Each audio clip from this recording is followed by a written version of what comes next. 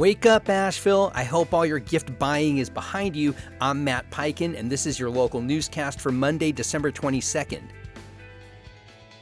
After nearly a decade in office, Buncombe County District Attorney Todd Williams has announced he won't seek a fourth term. In a statement on Friday, Williams reflected on his 25-year legal career, including his efforts to reform the justice system, exonerate wrongfully convicted people, and expand diversion programs. He endorsed two candidates, Martin Moore and Katie Curtis, as qualified successors, while raising concerns about a third candidate, Courtney Booth. Williams emphasized the importance of thoughtful voter decision-making ahead of the March Democratic primary. Read more on Williams' official Substack.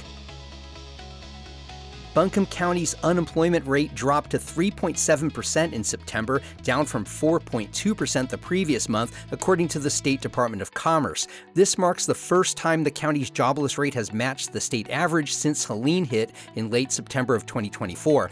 Buncombe went from having the lowest to the highest unemployment rate in North Carolina post-storm, but now sits mid-range among the state's 100 counties. Despite regional gains, the local leisure and hospitality sectors continue to lag, while private education and health services have added 1,700 jobs. Read more about this at Blue Ridge Public Radio. Former NASCAR driver Greg Biffle, who died in a plane crash in Statesville last Thursday, is being remembered for his deep ties to Western North Carolina. In 2024, after Helene battered the region, Biffle, an experienced helicopter pilot, joined relief efforts in the mountains near Banner Elk. What began as a single rescue mission turned into a series of flights delivering food, water, baby formula, and medical supplies to stranded families. Biffle flew alongside his wife, Christina, bringing vital aid to hard-to-reach communities. You can read more about him in the Citizen Times.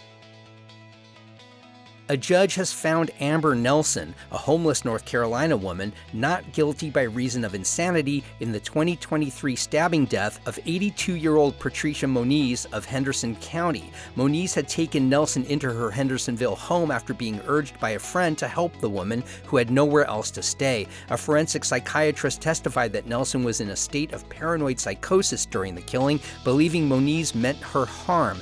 Nelson will be committed to a state psychiatric hospital, though Moniz's family fears she could be released in as little as 50 days. Read more about this at WLOS. And Asheville's plans for a 2,500-seat downtown performing arts center continue progressing, though the project is slightly behind schedule. City officials have ruled out renovating the Thomas Wolfe Auditorium, saying it can't meet Broadway production standards. Instead, they're focusing on new construction, with potential sites still under evaluation. Arts AVL is gathering community input, while a consultant is conducting market and cultural impact studies. The center, pursued in partnership with UK-based ATG Entertainment, would also likely become the home to the Asheville Symphony, which has performed the past 2 seasons at First Baptist Church. Details are in John Boyle's column in the Asheville Watchdog. This week and next will be short weeks for Wake Up Asheville. I'll definitely have newscasts for you tomorrow and also next Monday and Tuesday, but the holidays tend to be slow on news, so don't be surprised if I'm out from Wednesday on this week. I'm Matt Peiken. Thanks so much for waking up with Wake Up Asheville, and I hope you have a fantastic holiday week.